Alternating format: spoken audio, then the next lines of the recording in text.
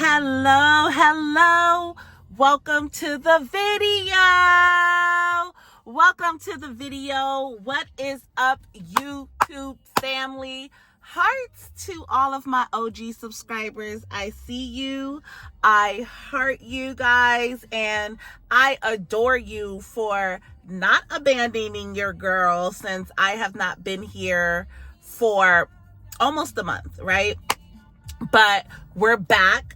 I am not going to commit to too much, but what I will be saying is that I will be doing my due diligence to bring you guys the real estate news that you have grown to love, and whatever it is about me that has drawn you to subscribe to my channel. Y'all know that when I'm in flow, I will probably upload at least 4 or 5 videos a week, okay? And I want to get back there, but the real estate market has been very, very volatile. So with the real estate market being so volatile, if you're new here, y'all, let me put my glasses on because I'm at the gym and your girl ain't get makeup, didn't get camera ready to come work out. But I wanted to make sure that I get back on discipline of creating these videos because we got to talk about what's happening in the real estate market. If you are new here, I am a realtor in DC, Maryland, and Virginia. Hello, my name is Vicky Koger. So if you are looking to buy or sell a home in DC, Maryland, and Virginia, I will have my contact information in the description of this video. If I so happen to forget to do it, y'all, it's in the description of one of the videos that lives here on the channel. Okay, you can get in contact with me if you are on Instagram at Home with Vicky. If you are on Facebook, Vicky Koger. I'm a local realtor here in DC, Maryland, and Virginia. I would love to serve you. But for those of you that are watching me from all across the country, all across the world, we have a global community here. So I really love that. Shout out to you guys. And let's get into today's video. Before I talk about what it looks like to inherit a house that you may be struggling to afford, I want to touch bases on the DMV real estate market. Okay. I've been MIA because I have been working. Okay. I have been serving my clients. The real estate market has been so volatile that I did not have time to sit down and really go over notes so that I could deliver this to you guys. But I know that a lot of people have been watching the news, watching other creators, watching social media, and you guys are seeing that the real estate market is very volatile. The good news for the buyers that have been sitting on the fence is that right now, remember how I always tell y'all, real estate is all about timing, right? One of the most famous quotes about real estate is location, location, location. As an active realtor, I'm telling y'all right now, location is number one, but timing is up here. Knowing when to make a play is going to be very important. So right now we are in the top of the second quarter. We just came out of the first quarter. All right. And we have shifted into a buyer's market. As per usual, your girl got notes. So let me scroll on over there. Hold on, y'all.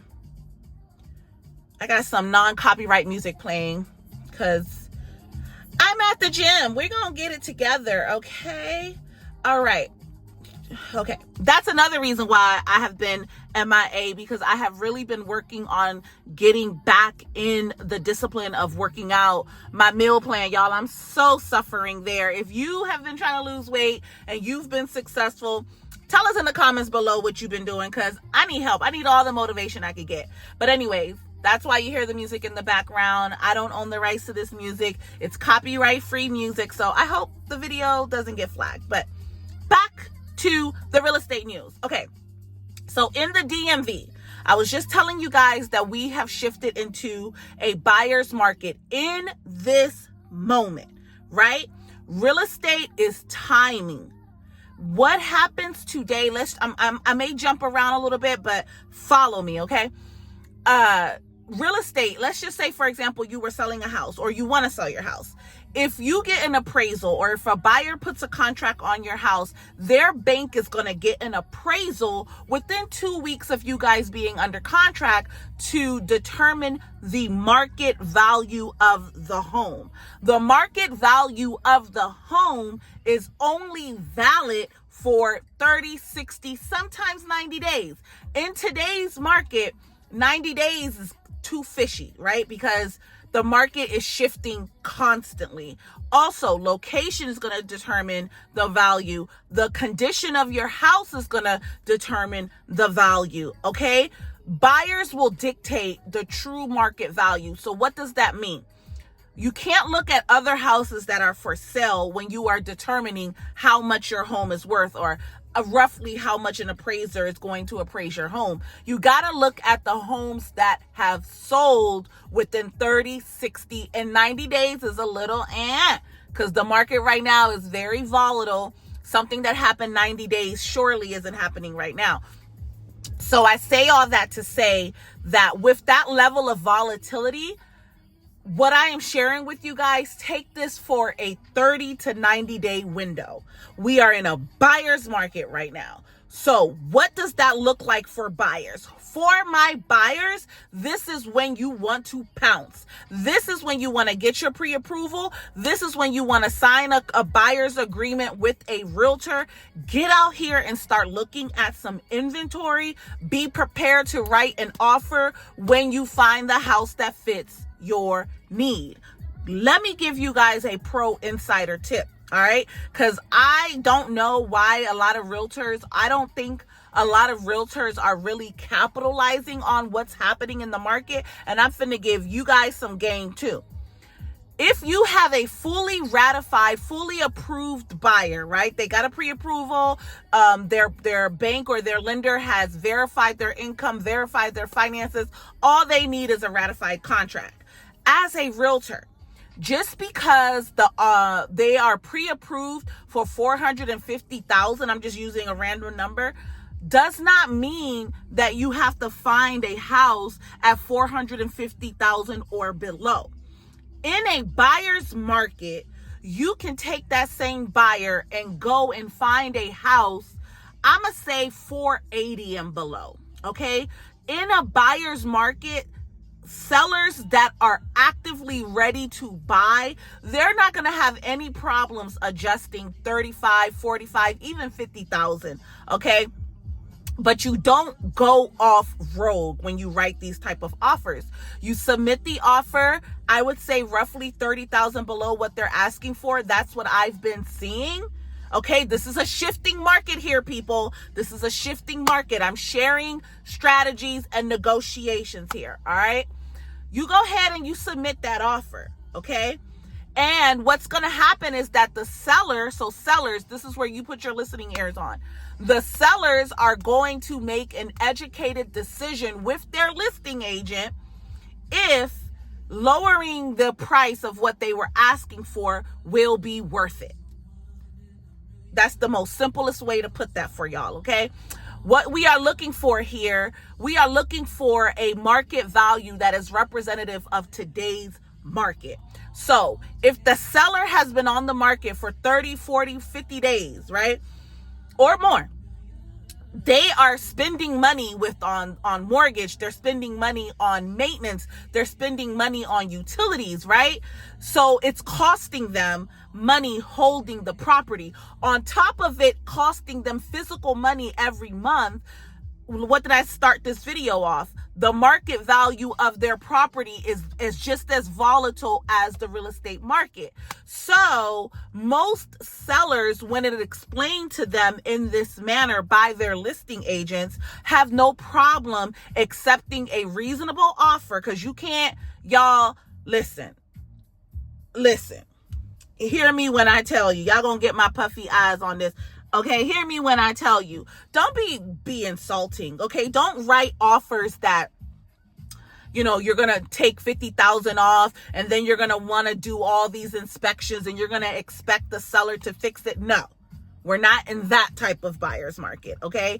Because that offer will get rejected, okay? Don't go rogue, because some of these guys, I literally have seen some offers where I'm like, are you okay? Because no, my clients be like, girl, what is this? And I'm like, I have no clue, but moving right along. I'm trying to get you guys, buyers and sellers alike, to know that we're going to have to be flexible. We're going to have to be realistic in today's market. If you are a seller, be prepared to get offers that may not be what you're asking for. That's why pricing and strategy is very important from the beginning, right? So shout out to all of the sellers that have been making very difficult decisions in this market, but you don't lose track on the goal, which is to get the home sold. So shout out to you guys. Back to my buyers. All right. This is how you capitalize on a buyer's market. Okay. I'm not going to give y'all it all for free. I'm giving you enough to have an educated conversation with your buyer's agent. Okay. If you are in DC, Maryland, and Virginia, and you're like, I've been on the fence, I've been thinking about buying a house, I need a realtor like you, then again, my information is going to be in the description of this video.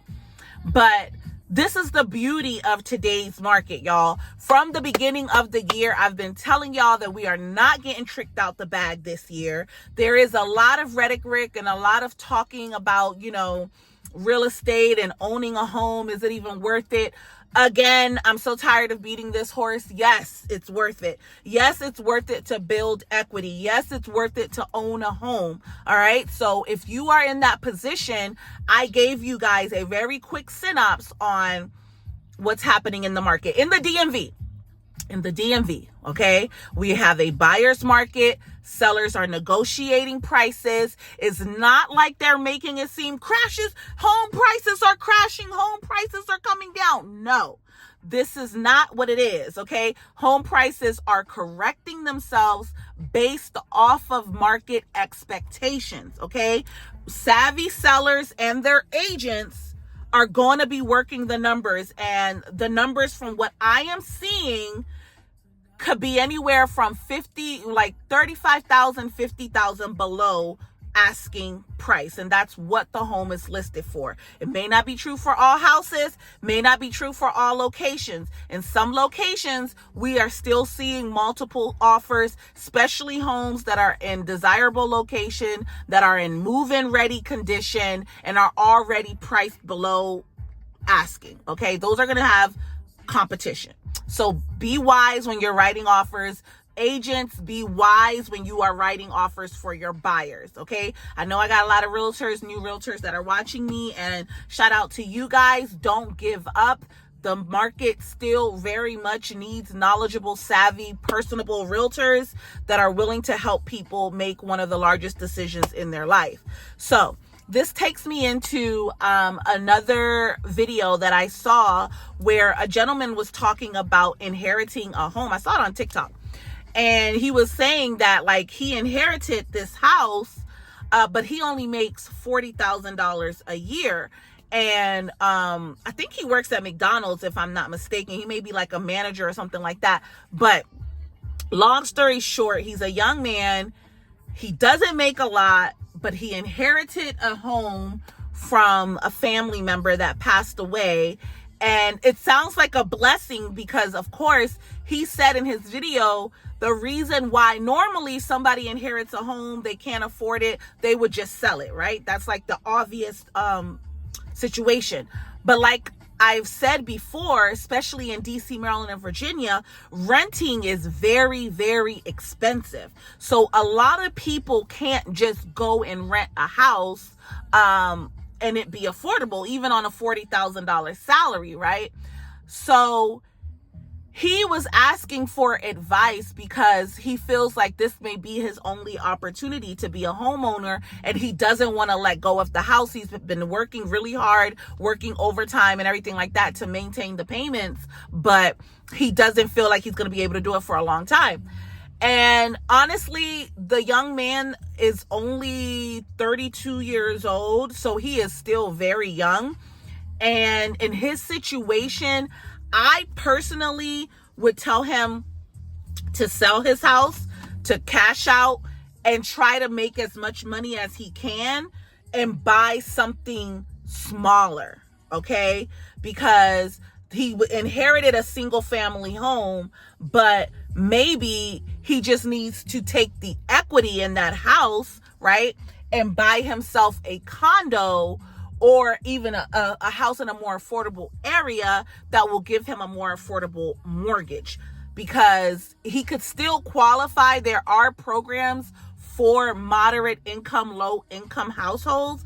And the fact that he's going to have that equity from selling the house, he would be able to take that money and buy something else. That's like the best case scenario. All right.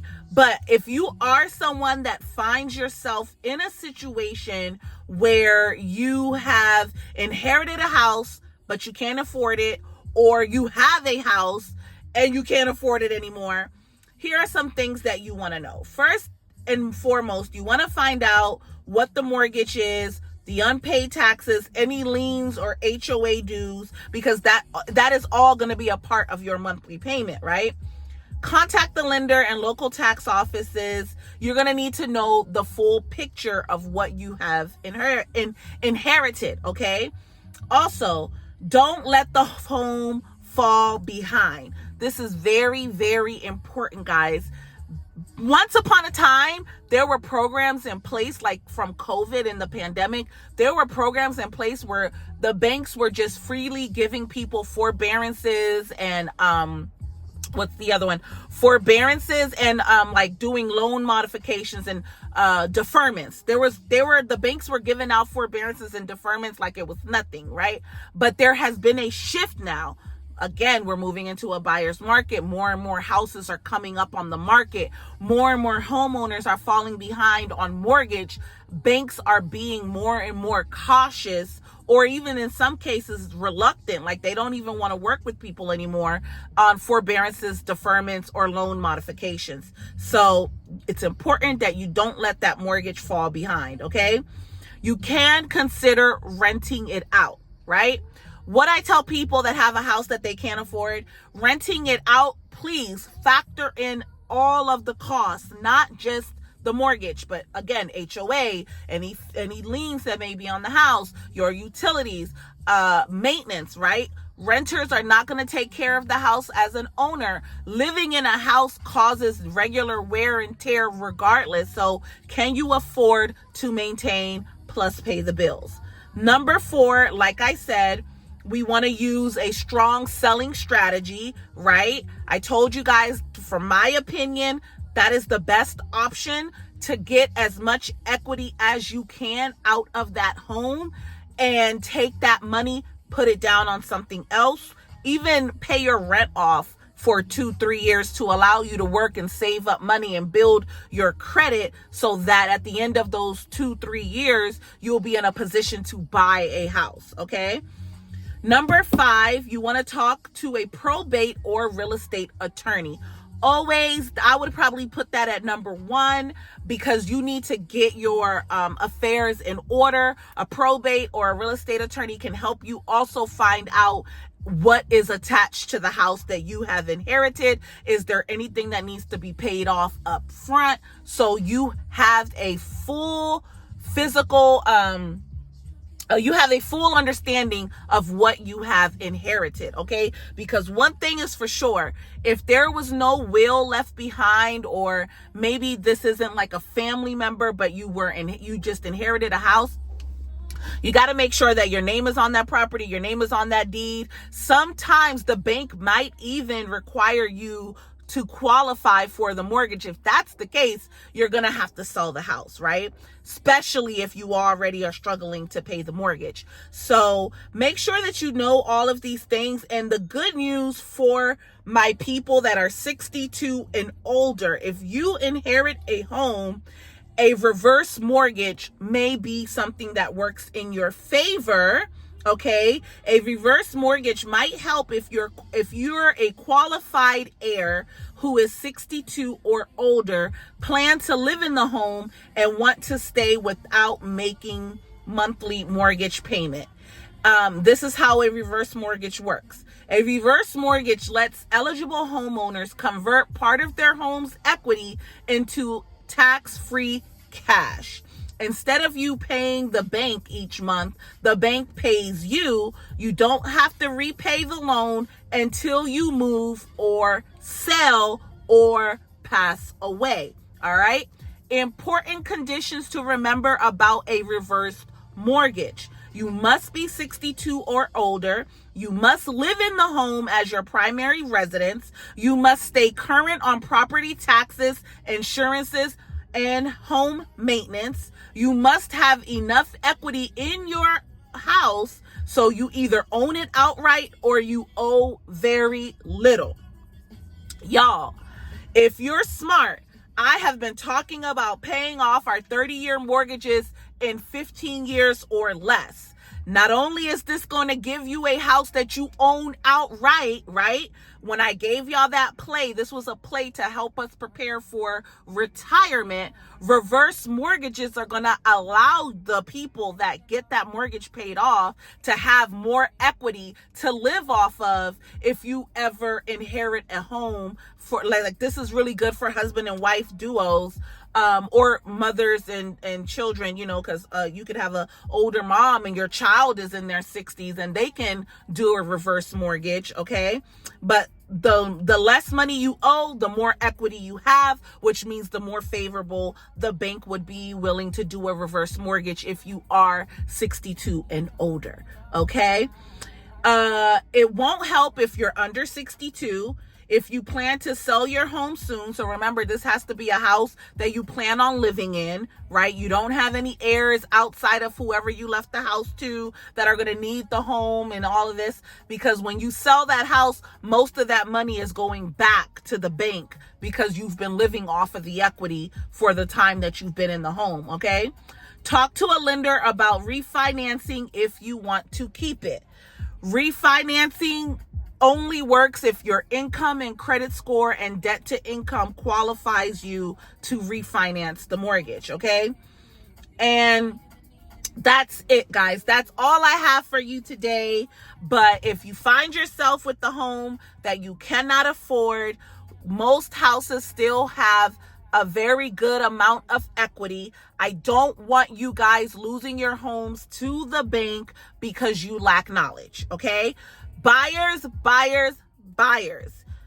If you have a pre-approval, you've been qualified for a home, your debt to income has been going down, you've been getting your credit up, get out here. This window right here, right now, is a opportune time to get a deal on a property. I explained to you guys in the beginning of this video how to do it.